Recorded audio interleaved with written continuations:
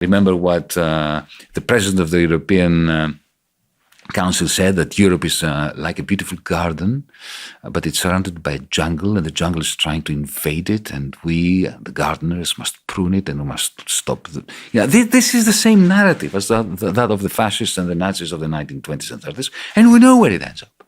Military Keynesianism does not work unless you have one war after the other to keep the machine fed. At some point, either you're going to stop the wars and then the whole economic miracle is going to collapse, or you're going to be embroiled in a world war, in a genocide, in some regional conflict that in the end turns your own country into a wasteland. So in the name of purifying the nation is led down the garden path. Tell the story of how she discovered that history of the lost modernity and colonization. You mentioned that the Greeks had been there since Alexander the Great moved. I mean, Cleopatra was a Greek Macedonian.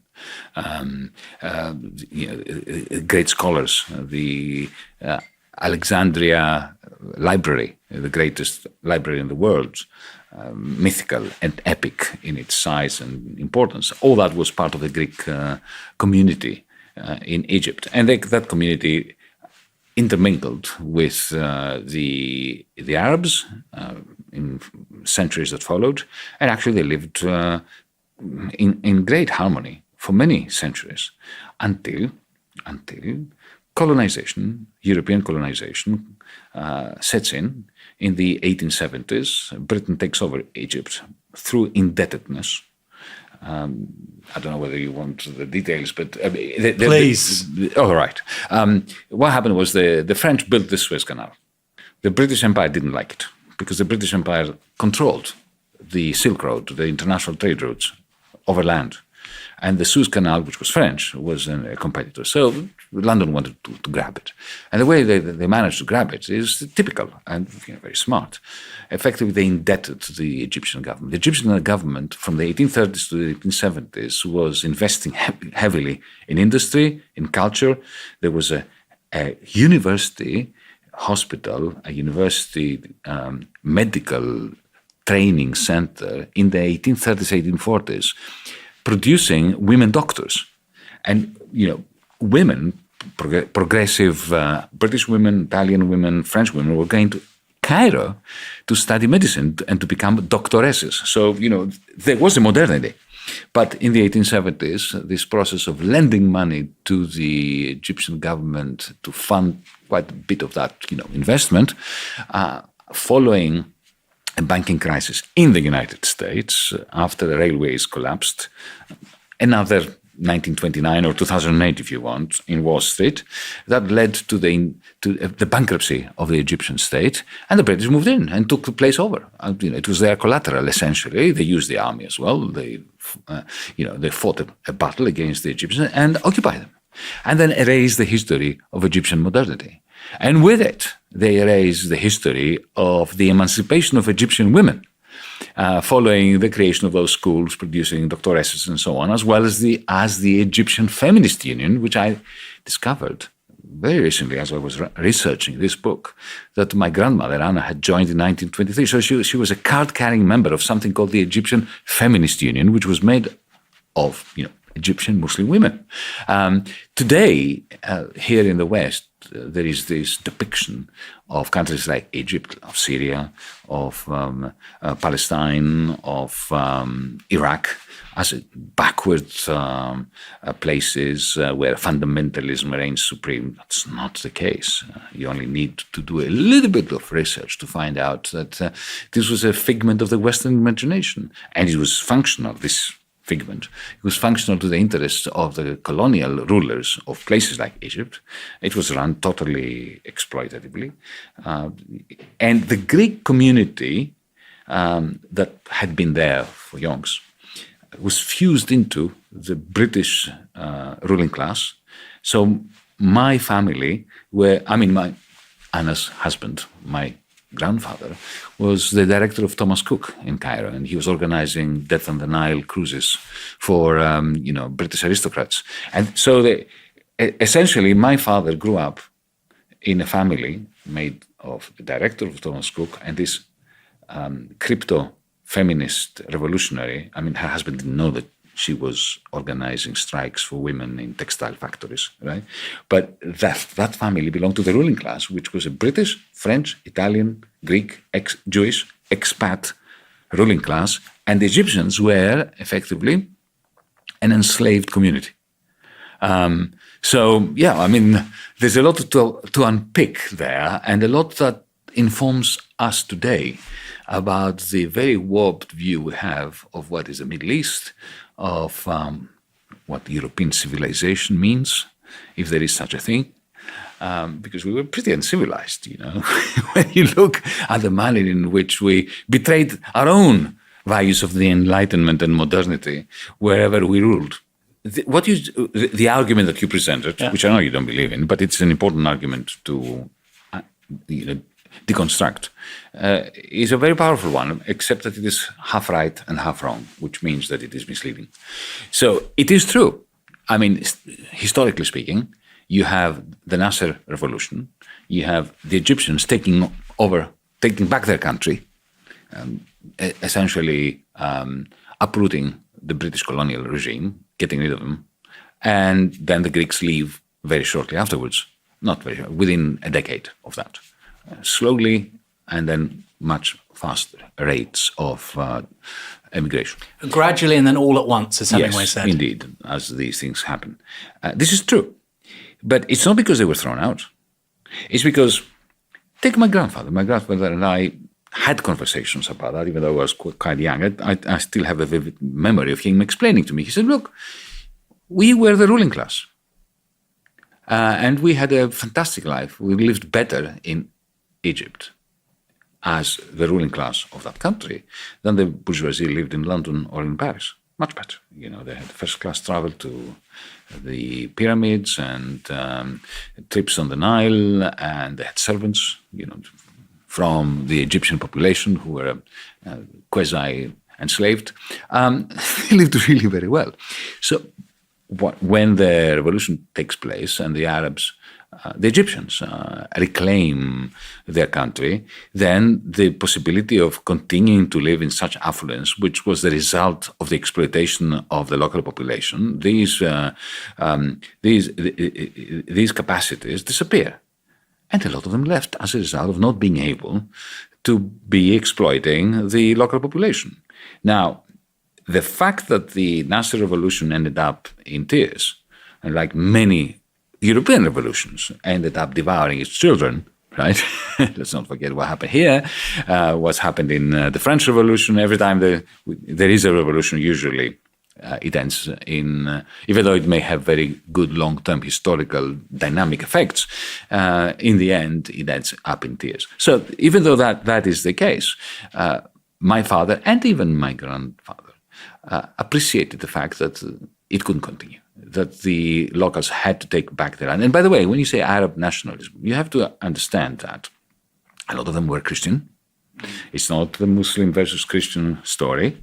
And secondly, that who are the Arabs and who are the descendants of the original Egyptians? They were utterly intermingled. In the same way that, and this is a tragedy, that a lot of the people who are being massacred now in Gaza or in ethnically cleansed in East Jerusalem or the West Bank, if you go back many centuries, they were part of exactly the same Jewish population that in the end were Islamicized or Christianized, and who essentially, they are a Semitic nation. There are two Semitic nations that should be living side by side. And in the end, you've got this genocide of one part of a Semitic nation by another. It's the same locus, the Balkan Peninsula, ethnic cleansing. Yeah. There is an element of that in the third chapter, in which I tell the story of my mother's mother,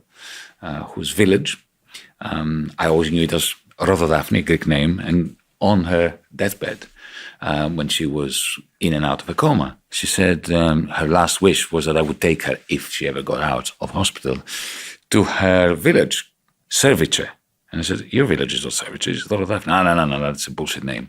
Effectively, there was ethnic cleansing. Savage means the Serbs.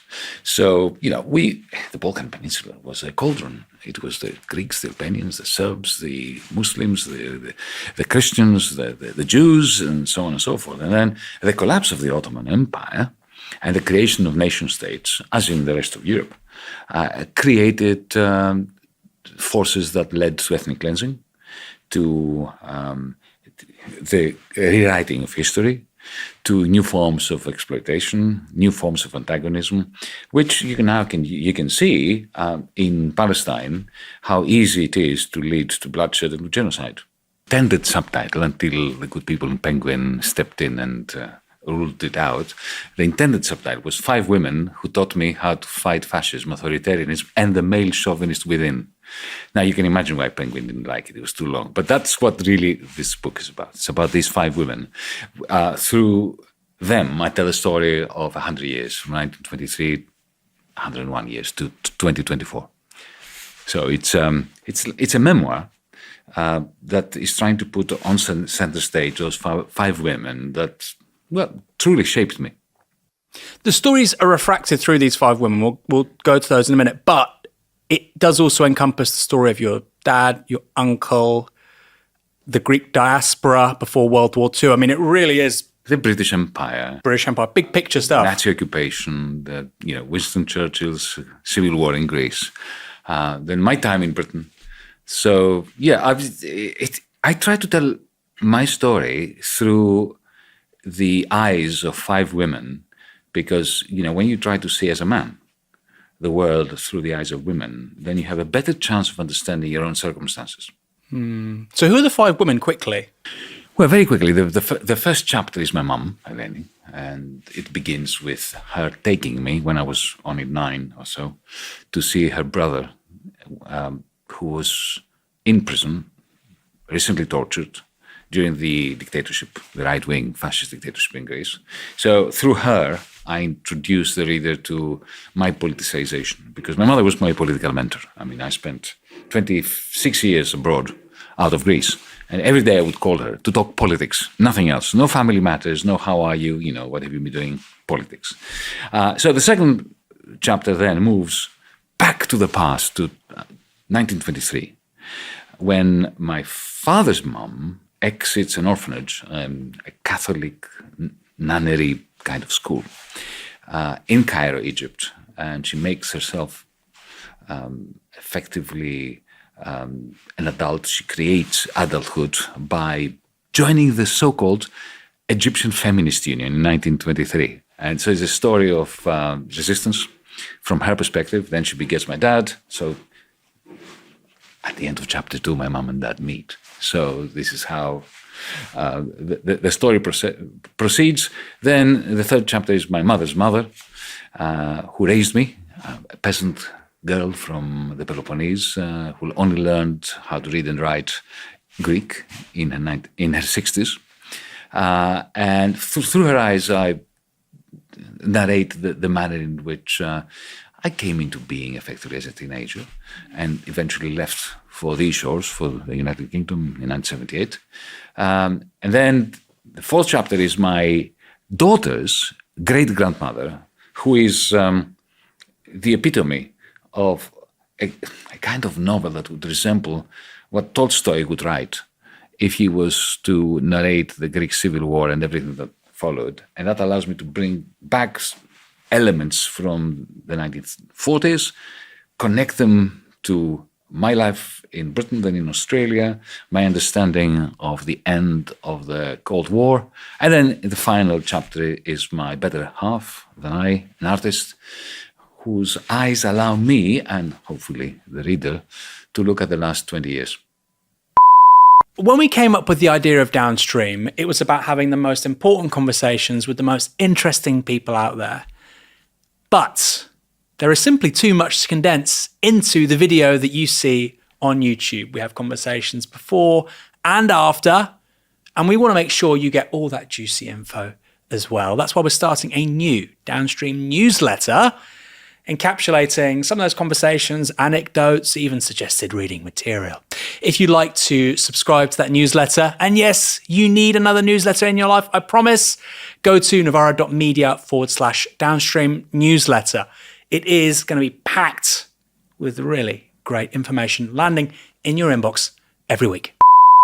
I think what makes the Greek experience in Egypt really interesting and different and makes one ask distinctive questions is that the experience you're talking about of Greeks in Egypt right until 1945, it feels like for a British sort of mind, like settler colonialists in, Rhodesia or even maybe South Africa, not quite as bad as that perhaps, but that kind of experience, Kenya.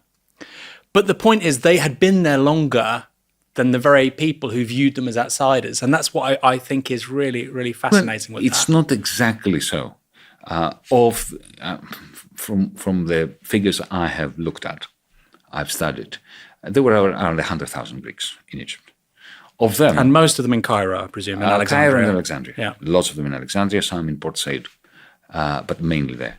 I would say that of them, 10,000 were the descendants from ancient times. Interesting.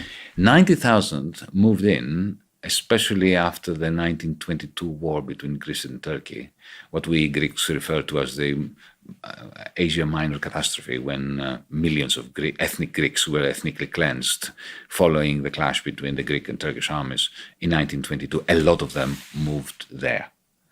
Between 1922 and 1932, they moved everywhere. They moved to the United States, they moved to Canada, they moved to Australia. You still find ethnic Greeks from Turkey in all sorts of places around the world, and Egypt was one of them.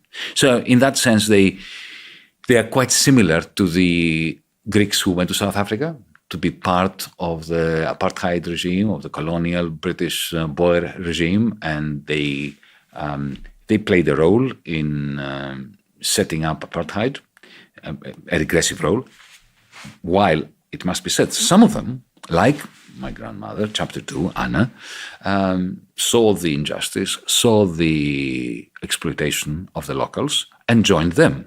So in South Africa, you have George Bezos, one of the sons of the migrants to South Africa, who ended up being Nelson Mandela's lawyer, and he ended up scripting most of the fantastic new fresh South African constitution.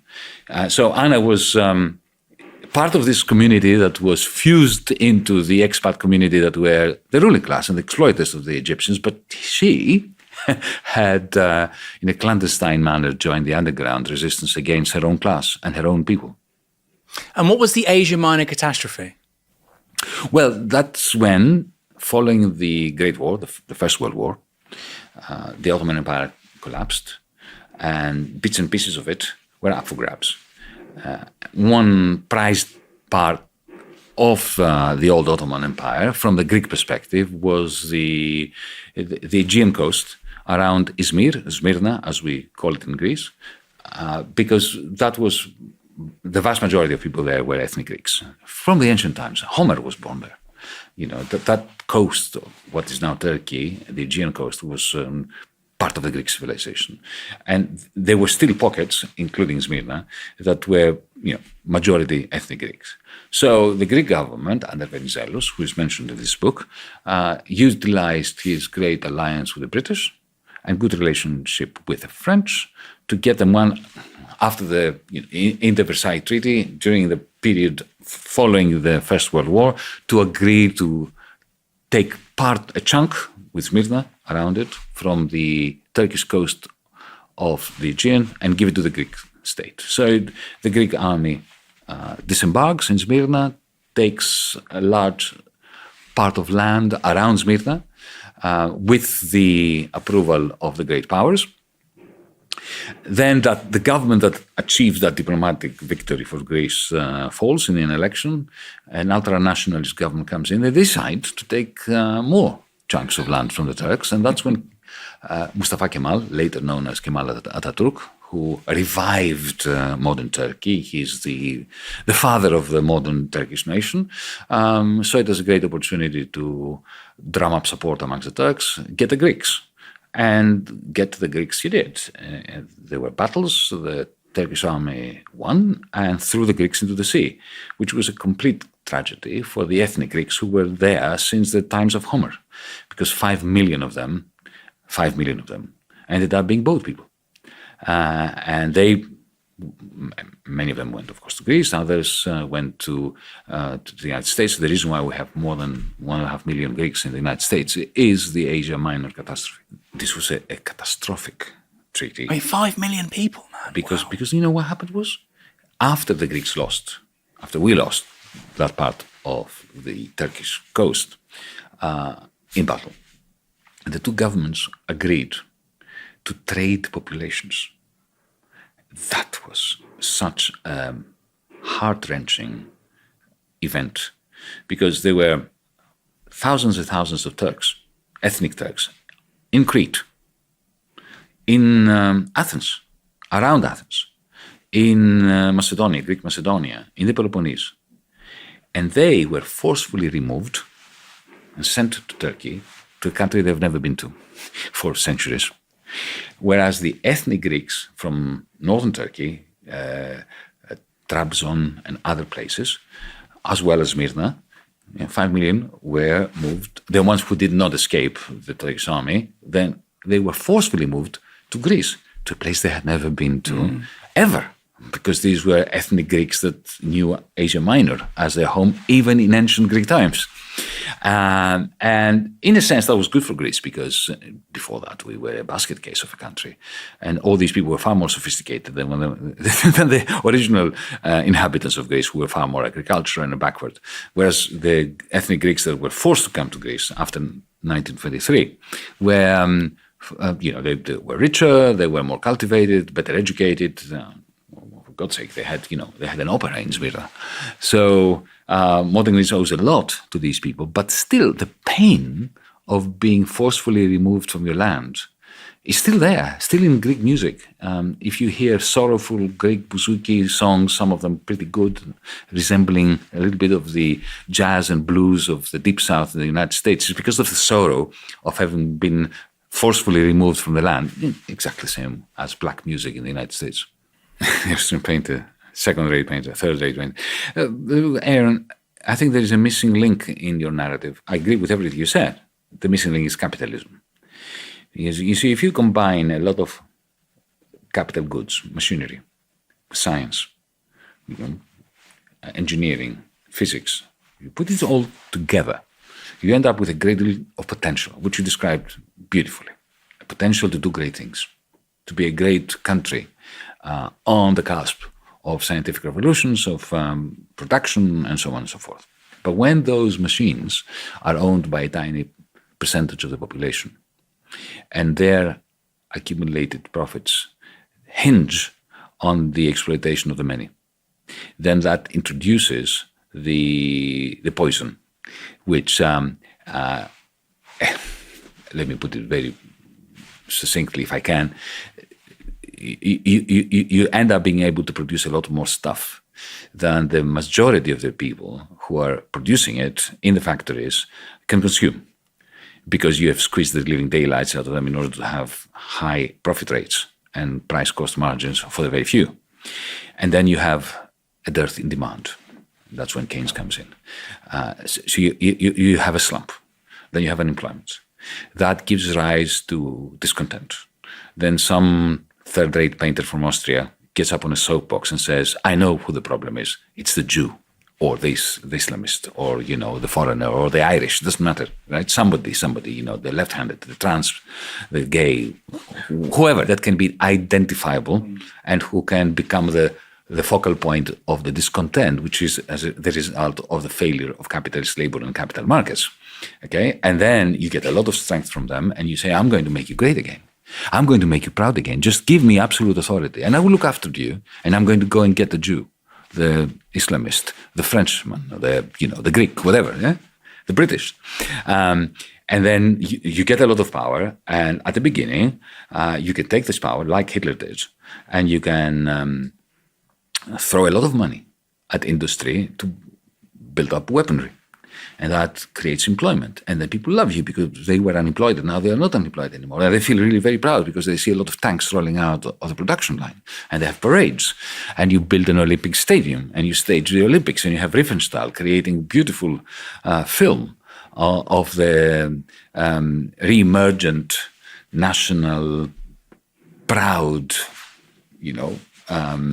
species. And then at some point you invade Poland. But that, this is what happened in the 1930s in Germany. They are now attempting to do it again. When Trump says, make America great again. I mean, when was America great? Ever. It never was. Sliced a chunk of Cyprus and caused another exchange of populations, another heart-wrenching removal of Turkish Cypriots from the south to the north, and of course of the majority of the Greek Cypriots, all of the Cypriots from the north to the south. That was another such instance. This was 1971. This was in my lifetime. And this happened because,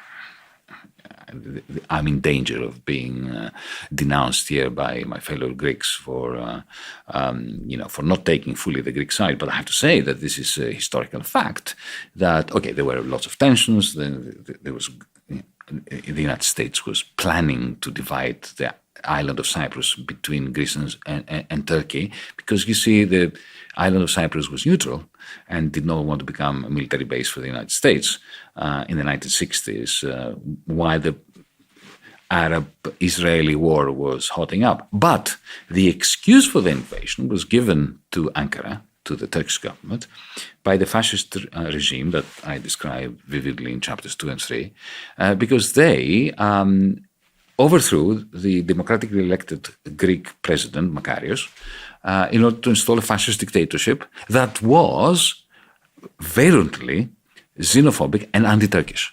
And 18% of the population were Turks. So Turkey used this as an excuse to protect its own ethnic Turks, to invade Cyprus. So yet again, an overreaching fascist right-wing Greek government did a lot to damage the Greek nation, to put it in simple nationalistic terms. Well, to begin with, it was a time of war. I didn't expect to have a European war north of my home in the Ukraine. It was a time when a genocide was brewing. These were things that I didn't expect to have to live through again in my 60s.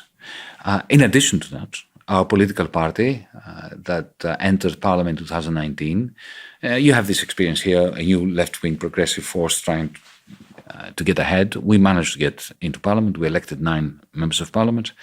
Into 2023, we had high hopes in the end because of high levels of abstention amongst the young who liked us but didn't go to vote. We crashed out of parliament. We lost our seats. And it was a twin election because there was a hung parliament. And so a month later, we had the second one. And of course, the media had a ball vilifying us and demonizing us because the media belonged to the oligarchs and the cartels that we waged war against. So that was a second failure within a month. And then it was a matter of not allowing a small party, but powerful, but I think quite significant one, nevertheless, for giving voice to the voiceless, to dissolve. Because, when you lose like that, it's really very easy to turn inwards. And so we tried very hard to do that. At some point, I was physically attacked by henchmen. I can't prove exactly who was behind that, but it wasn't so much my injury. It was watching my wife and my comrades. It happened at a restaurant with 20. It was serious. I mean, the pictures were really serious. I was hospitalized, but that wasn't the point. The point was that my own people, in my eyes, looked so helpless. So if you put all this together, somehow, for the first time in my life, I entered a period of depression, only for about a month or two, and then I decided I'm going to react to that. And this is why I wrote this book, because I remembered my mother, who had died in 2008, at difficult junctures, in difficult moments, saying to me, come on, raise your soul now. And there was a story to this which had to do with prisons, my father being in prison, my uncle being in prison, and so on. And I thought, well, these people had gone through far, far worse than what I'm going through. And I'm going to write her story. So I started writing this book as a story of my mother. But